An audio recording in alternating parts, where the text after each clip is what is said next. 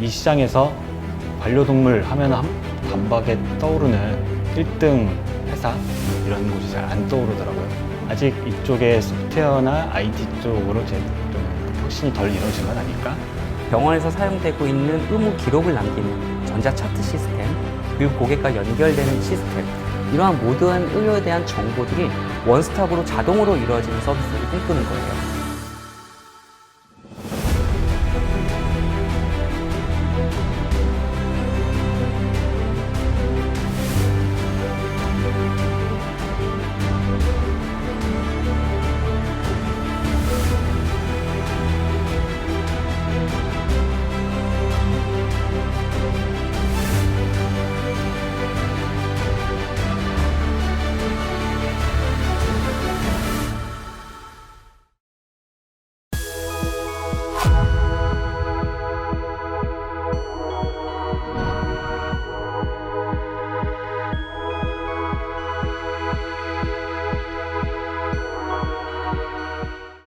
안녕하세요. 저는 네이버 스마트 에디터 팀에서 프론트엔드 개발을 하고 있는 노윤구입니다. 오늘 에디터, 그게 뭘 만드는 건데? 라는 주제로 발표를 맡게 되었습니다. 이번 발표에서는 에디터의 그동안의 발자취와 리액트와 컨텐트 에디터블을 활용한 새로운 에디터로의 새로운 발자국에 대해 말씀드리도록 하겠습니다. 오늘 제 발표를 통해 여러분이 텍스트 에디터 개발에 조금이나마 관심을 갖게 되는 계기가 되었으면 좋겠습니다. 오늘 발표 목차인데요. 인트로, 스마트 에디터로 살펴본 에디터의 발전, 그리고 새로운 에디터로의 도전 순으로 발표를 진행하도록 하겠습니다. 여러분, 평소 에디터 많이 사용하시죠? 에디터를 사용하지 않는 분은 거의 없을 거예요. 에디터로 간단한 메모를 하거나 아니면 블로그 글을 쓰거나 하는 분이 많을 거예요. 또 여기 계신 분들은 아마도 대부분 개발자이시니까 특히나 IDE가 가장 친숙한 에디터라고 생각합니다. 그런데 혹시 에디터는 어떻게 만들어지는 걸까요? 한번 고민해 보신 적 있으신가요?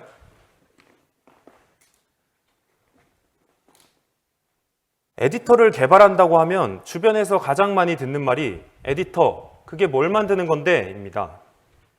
그러면 저는 이메일 작성할 때 쓰는 도구, 보고서 쓸 때 쓰는 워드 같은 게 에디터야. 나 그거 만들어 라고 말합니다. 그럼 또 많은 사람들이 야, 그거 더 만들 게 있어? 이미 다 만들어진 거 아니야? 라고 되묻습니다. 혹시 여러분도 그렇게 생각하시지 않으셨나요? 여러분은 에디터를 보면 어떤 생각이 드시나요? 저는 네이버 스마트 에디터 팀에 입사하기 전까지만 해도 사실 에디터, 특히 텍스트 에디터에 대해 별다른 생각이 없었습니다. 다르게 말하면 이거 너무 당연히 그곳에 있다고 여기며 지냈습니다. 에디터라 하면 당연히 사진 버튼을 누르면 사진이 첨부되어야 하고요. 당연히 볼드 버튼을 누르면 글씨가 두꺼워져야 하고요. 전 이게 모두 당연하다고 생각했습니다. 또 심지어 키보드 방향키를 통해서 커서가 이동되는 것조차 당연하다고 생각했습니다. 그런데 이게 정말 당연한 걸까요?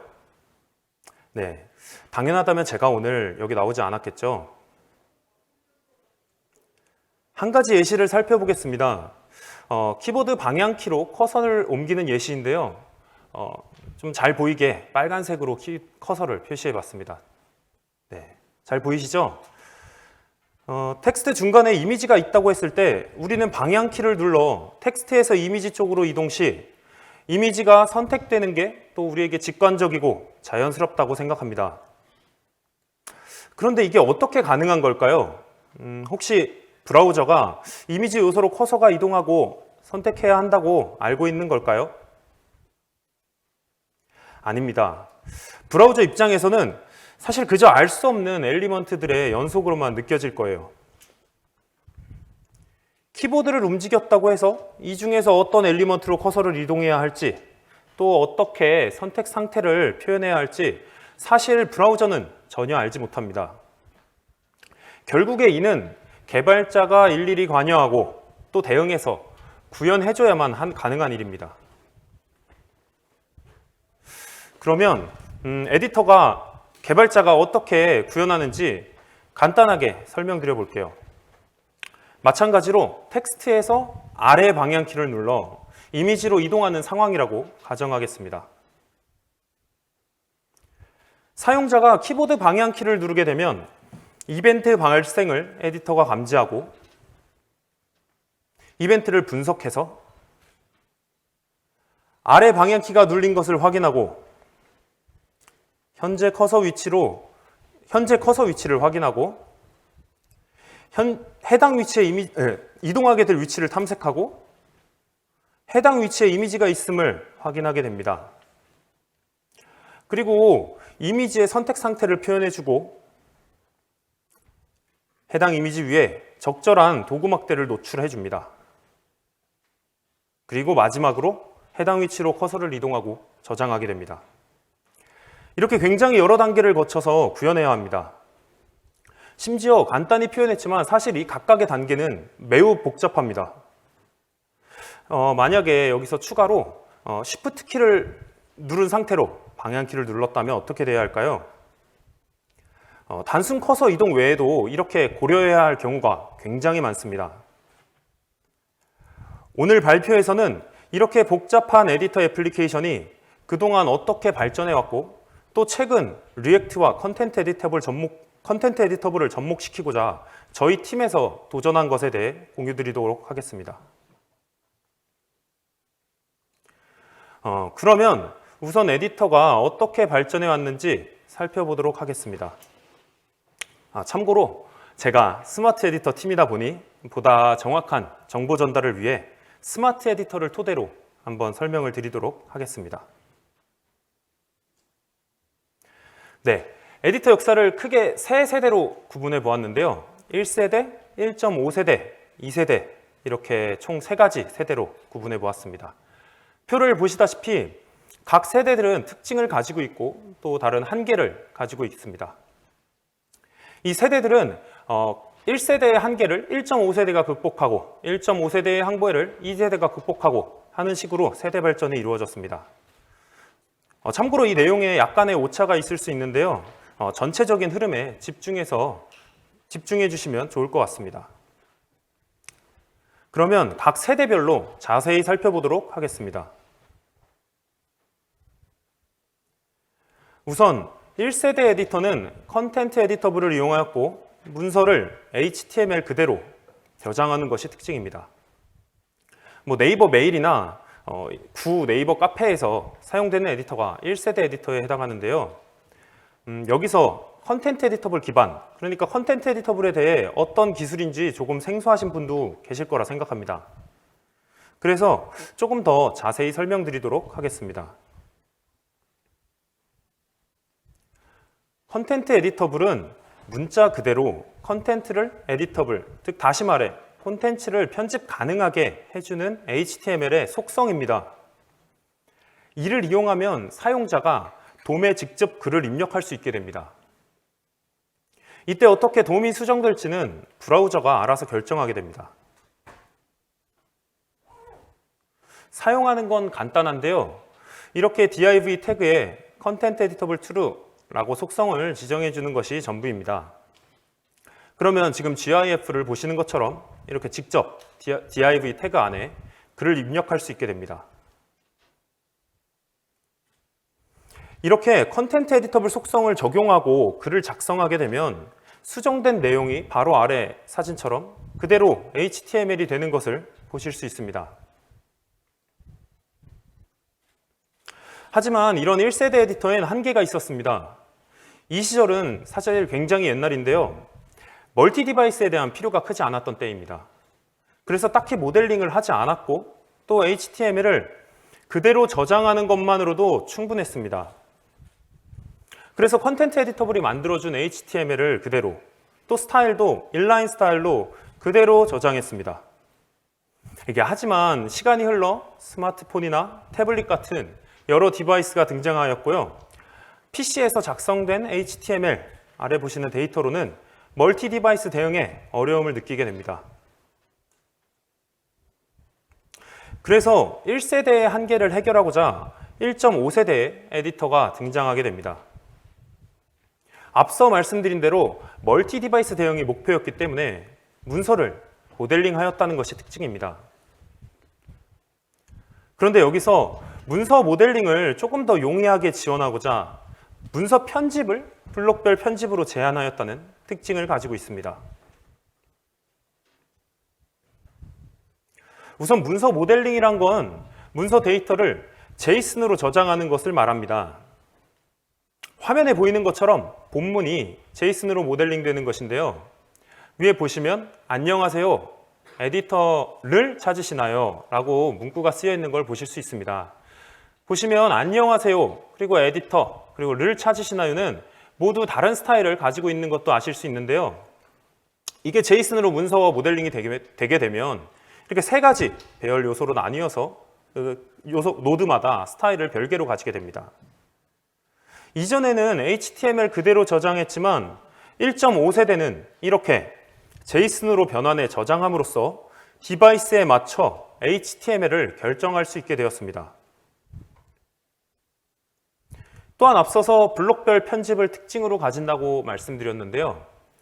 블록별 편집이란 이렇게 각 블록별로 컴포넌트가 격리되어 있다는 의미입니다. 이렇게 격리함으로써 문서 모델링이 용이해진다는 장점을 얻게 되는데요.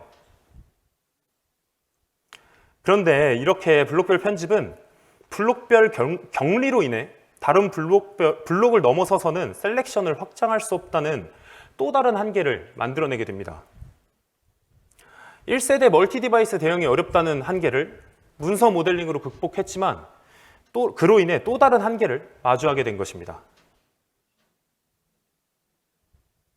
그래서 비교적 최근 에디터인 2세대 에디터가 등장하게 됩니다. 1세대, 1.5세대, 그리고 2세대까지 에디터가 계속 꾸준히 발전해 오고 있죠.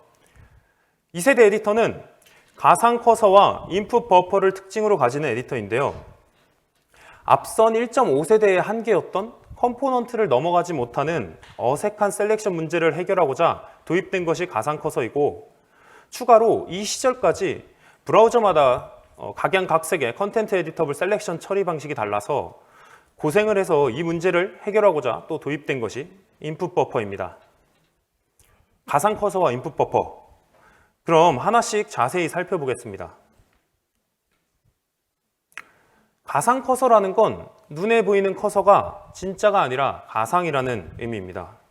지금 화면 좌측에 GIF를 보시면 이것만 보면 브라우저 커서라고 생각하실 수도 있지만 사실 직접 만든 HTML, SVG 엘리먼트입니다.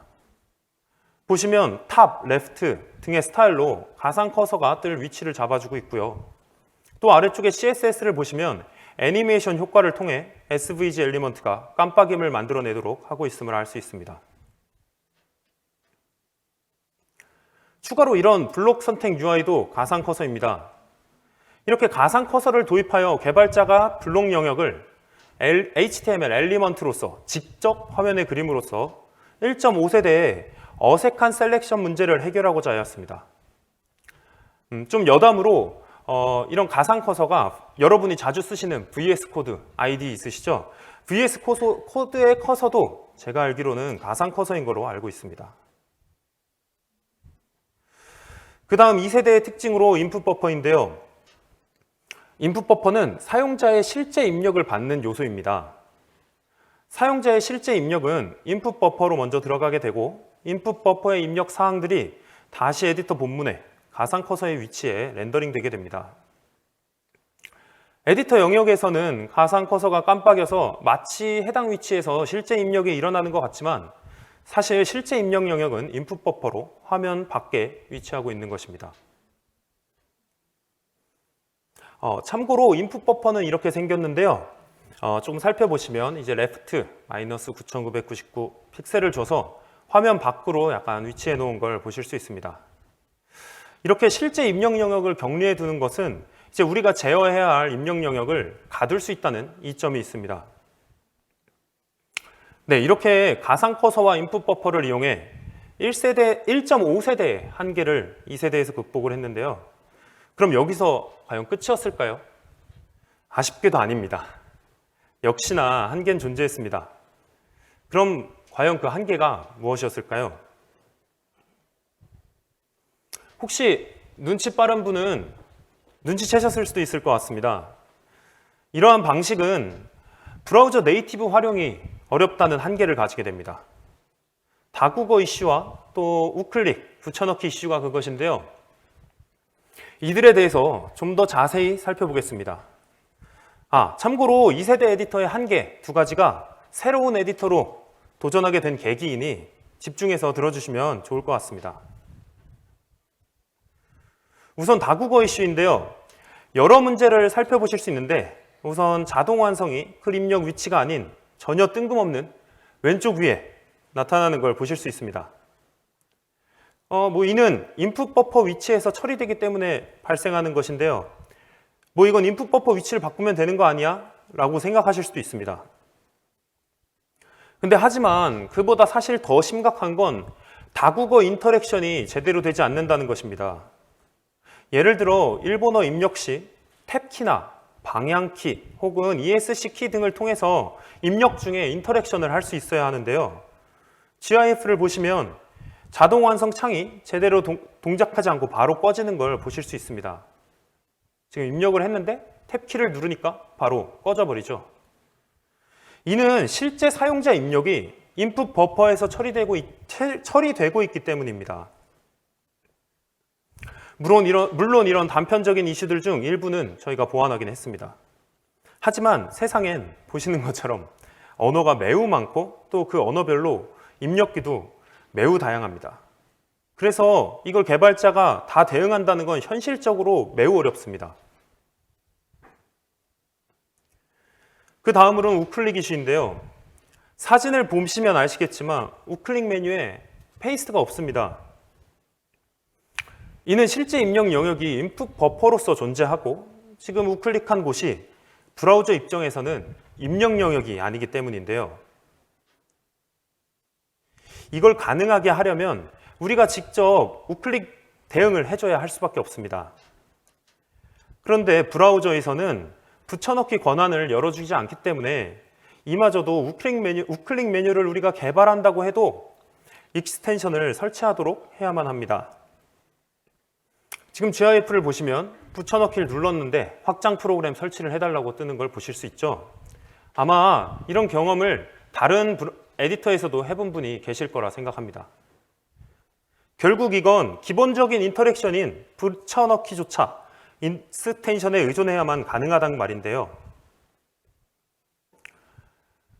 1세대, 1.5세대를 지나 2세대 에디터의 특징과 한계를 살펴봤습니다. 그럼 2세대 에디터의 한계를 어떻게 새로운 에디터에서 극복했는지 본격적으로 한번 알아보겠습니다. 우선 새로운 도전을 소개하기에 앞서서 이해를 위한 사전 지식으로 새로운 에디터에서 쓰이는 기술 세트에 대해 잠시 소개하고 넘어가는 시간을 갖도록 하겠습니다. 저희 새로운 에디터는 총 3가지 대표적인 기술을 사용하였는데요. 리액트, 모벡스, 그리고 컨텐트 에디터블입니다. 우선 리액트는 너무나 친숙하시죠? 다들 너무 잘 아실 거라 생각합니다. 돔과 별개로 VDOM을 관리한다는 특징을 가진 라이브러리이고요. 또 데이터 변경에 따라 컴포넌트 단위로 렌더링을 한다는 특징도 가지고 있습니다. 다음은 모벡스라는 상태관리 라이브러리입니다. 리덕스는 다들 익숙하시죠? 모벡스도 마찬가지로 상태관리 라이브러리인데요. 이 라이브러리는 스탠드얼론이기 때문에 꼭 리액트와 함께 사용할 필요는 없습니다. 다만 리액트와 함께 사용하게 되면 리액트의 렌더링에 모벡스가 관여할 수 있게 됩니다. 다시 말해서 모벡스의 상태가 변경되면 그 상태와 관련된 리액트 컴포넌트가 재렌더링을 하게 됩니다. 이것이 가능한 건 옵저버라는 모벡스가 제공하는 HOC로 컴포넌트를 감쌈으로써 가능하게 됩니다. 아마도 여기 계신 분들 중에 모벡스를 안 써보신 분이 많을 거라 생각해서 이해를 위해서 모벡스만 특별히 예시를 넣어봤습니다. 간단한 카운트 컴포넌트 예시인데요. 우선 하이라이팅 된 것처럼 카운트라는 모백스 상태가 존재합니다. 이때 초기 값은 0이고요. 또한 버튼을 클릭함에 따라 카운트 값이 1씩 증가하는 것도 보실 수 있습니다. 이 컴포넌트를 렌더링하면 실제로 잘 동작합니다. 그 이유는 옵저버라는 HOC가 모백스의 상태인 카운트 값의 변화를 감지하고 컴포넌트를 렌더링 시키기 때문입니다. 그리고 마지막으로 컨텐트 에디터블인데요. 익숙하시죠? 발표 초반에 봤던 내용입니다. 콘텐츠를 편집 가능하게 해주는 HTML 속성인데요. 앞에서 보셨던 것처럼 이렇게 단순히 속성을 지정하는 것만으로 HTML을 편집할 수 있게 됩니다. 그럼 이 세 가지 리액트, 모백스, 그리고 마지막으로 컨텐트 에디터블이라는 기술을 염두에 두고 본격적으로 새로운 에디터로의 도전을 살펴보겠습니다. 저희 새로운 에디터가 달성해야 했던 두 가지 목표입니다. 새로운 에디터는 기존 에디터의 사용성을 유지하면서 직전 에디터의 한계인 브라우저 네이티브 활용에 어려움을 해소해야 했습니다.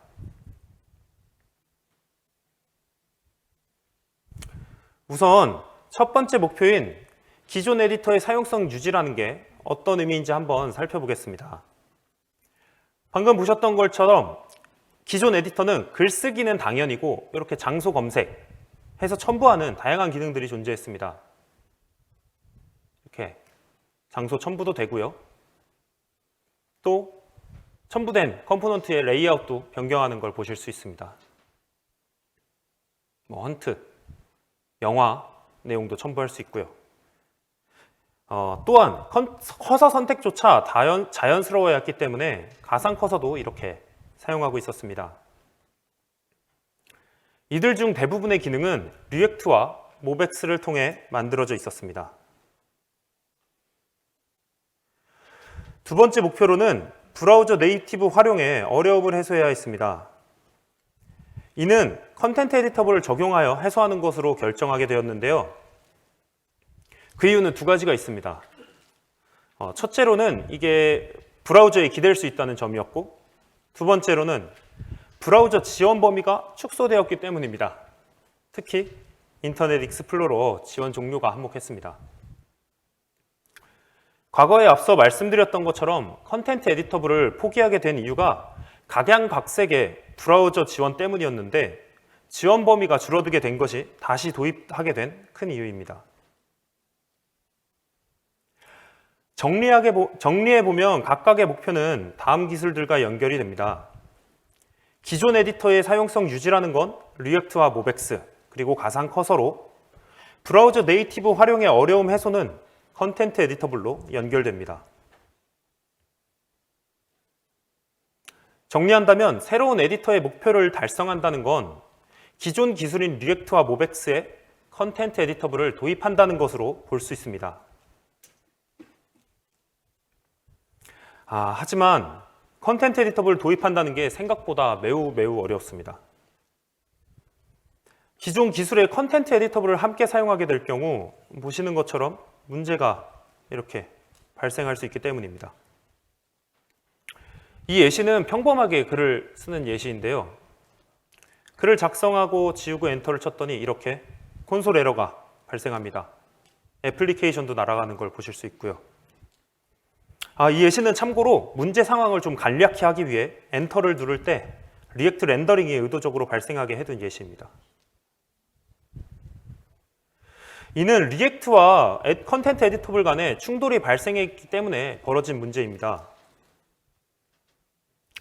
우선 리액트라는 건 아시다시피 스토어, 다시 말해서 프롭스나 스테이트가 변경됨에 따라 VDOM을 만들고 이를 돔에 반영하는 흐름을 가진 라이브러리입니다.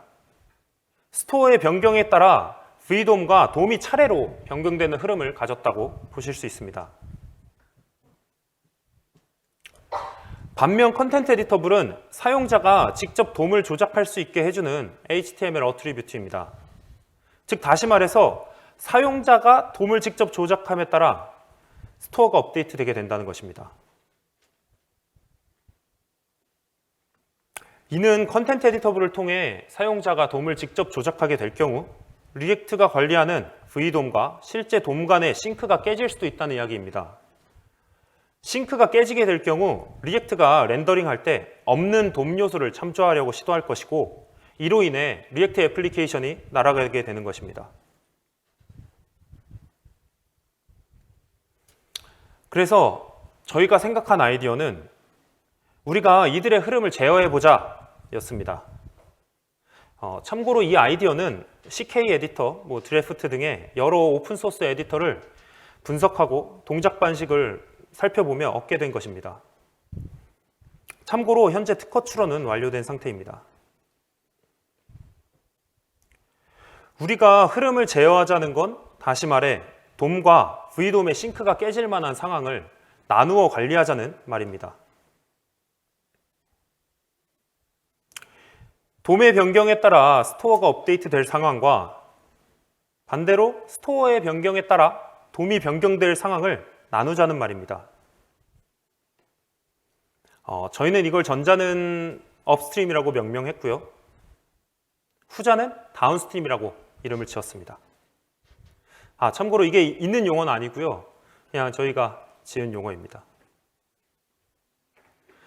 예를 들어서 설명하면 엔터를 치는 경우에 컨텐트 에디터블 반응에 따라 P 태그나 BR 태그 같은 새로운 돔이 돔 트리에 추가되게 되는데요. 근데 이때 VDOM과 싱크가 깨져 리액트 렌더링 시 문제가 됩니다. 따라서 엔터 같은 싱크가 깨질 만한 요소는 컨텐트 에디터블을 타는 업스트림이 아니라 다운스트리밍을 통해 관리하자는 말이었습니다. 다시 말해 컨텐트 에디터블은 반응하지 않도록 하고 스토어를 업데이트해서 리액트를 통해 돔을 그리는 다운스트림을 이용하자는 거였습니다. 하나씩 좀 더 자세히 살펴보겠습니다. 앞서 말씀드린 대로 업스트림은 돔의 변경에 따라 스토어를 업데이트하는 흐름입니다. 이때 스토어의 변경에 따라 모백스가 추가로 반응해서 리액트가 추가로 렌더링 되지 않도록 모백스의 언트랙트 API를 이용해서 리액트 렌더링을 제한하였습니다. 지금 아래 도표를 보시면 컨텐트 에디터블의 변경 사항을 뮤테이션 옵저버가 감지해서 스토어에게 뮤테이션들을 전달해 줌으로써 업데이트하는 걸 보실 수 있습니다. 업스트림은 돔과 VDOM의 싱크가 깨질 일이 없는 상황, 즉 텍스트가 입력하는 텍스트 입력에만 사용하고 있습니다. 삭제나 엔터 등은 모두 돔 트리의 구조가 변경될 가능성이 있어서 이들은 모두 업스트림으로 제어하지 않습니다. 그럼 간단한 코드를 통해서 흐름을 한편 살펴보겠습니다. 우선 div를 보시면 컨텐트 에디터블 속성을 true로 준 걸 볼 수 있습니다. 또한 이때 인풋과 키다운 이벤트도 핸들링하고 있는 걸 보실 수 있습니다. 이제 div 컨텐트 에디터블에서 키 입력이 발생하게 되면 인풋 핸들러가 스토어의 업스트림 상태를 업데이트하게 됩니다. 그런 뒤에 뮤테이션 옵저버가 컨텐트 에디터블로 인한 돔의 변경 사항들을 잡아 스토어에 반영하게 됩니다. 이렇게 스토어가 업데이트 되고 나면 본문 컴포넌트에서는 리액트가 추가적인 렌더링을 하지 않도록 앞서 말씀드린 대로 모백스가 제공하는 언트랙트 API를 통해 리액트와 스토어의 반응을 끊습니다. 다시 말해서 돔이 변경되어 스토어는 업데이트 됐는데 모백스의 반응이 끊겨 있어 리액트가 렌더링 하지 않는다는 말입니다. 한번 GIF로 살펴보겠습니다. 이거 글 쓰는 예시인데요. 위에 업스트리밍을 true, false로 나타냈고 리액트 렌더링도 플래그로 나타냈습니다. 보시면 글을 쓰는 동안에 업스트림이 열리고 또 리액트는 렌더링이 false로서 하지 않는 걸 보실 수 있습니다. 이 말은 돔의 변경 사항이 업스트리밍을 통해 스토어에는 적용이 되지만 리액트가 그에 대해서는 반응하지 않는다는 말입니다. 다음으로 다운스트림도 한번 살펴보겠습니다. 다운스트림은 업스트림의 반대로 스토어의 업데이트 사항이 리액트를 통해 돔에 반영되는 흐름입니다. 예를 들어서 본문에서 백스페이스를 누르면 스토어를 업데이트하고 스토어의 변경에 따라 모백스가 반응해서 리액트가 렌더링하게 됩니다. 좌측의 예시는 백스페이스와 엔터만 적어두었는데 사실 이미지 삽입이나 뭐 아까 보셨던 장소 삽입 등도 모두 스토어를 업데이트해서 리액트가 렌더링하는 방식으로 다운스트림을 통해 이루어지게 됩니다. 다운스트림도 한번 간단한 코드로 살펴보겠습니다. 엔터를 누르는 경우를 예를 들어서 작성해 봤는데요.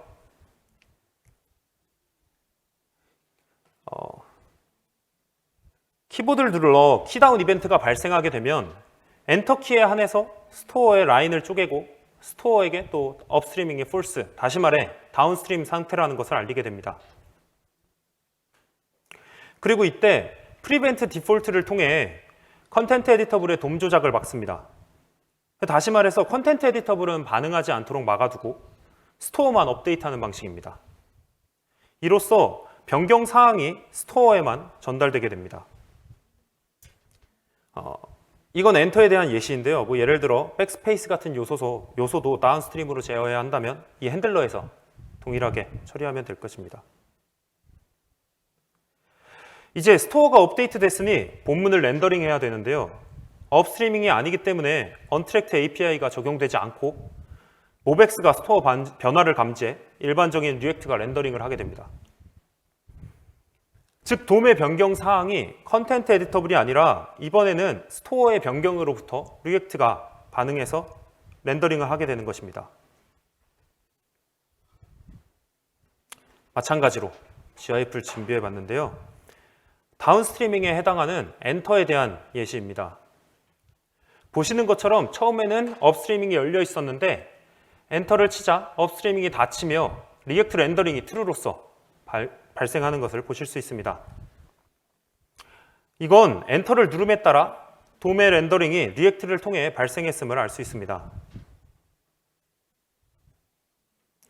네, 이 둘을 함께 적용하면 어떻게 될까요? 둘을 합친 GIF도 준비해 봤습니다.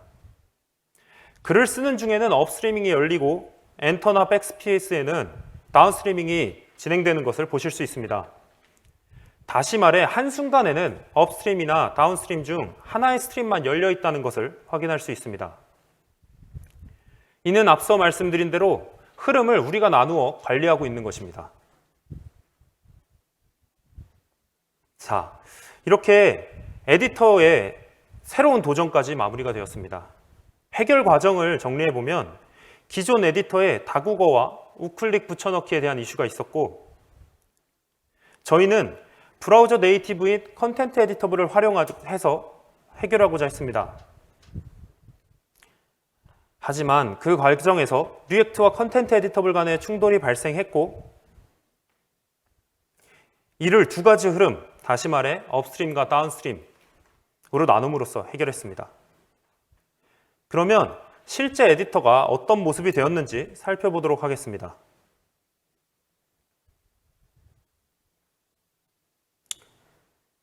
우선 업스트림과 다운스트림 크게 둘로 나눠서 설명을 드릴게요. 화면을 보시면 2세대 에디터에서 제대로 되지 않았던 일본어 입력이 방금 제대로 정상적으로 입력된 걸 보셨죠? 그리고 보시면 복사, 또 붙여넣기도 네이티브 우클릭 메뉴를 통해서 잘 동작되고 있습니다. 이 동작들은 컨텐트 에디터블을 이용하여 처리되고 있는 업스트림에 해당하는 것들입니다. 네, 그리고 잘 입력되는 거 보이시죠? 다음으로는 이제 스티커를 본문에 첨부하는 모습도 보이는데요. 이건 스토어 업데이트를 통해 돔이 그려지는 것으로 이는 다운스트리밍에 해당합니다. 그리고 마지막으로 글을 지우고 있는데요. 이렇게 글을 지우는 동작 또한 다운스트리밍에 해당합니다. 이렇게 컨텐트 에디터블과 리액트 두 기술이 서로 양보하며 자연스럽게 각자의 역할을 다할 수 있게 되었습니다.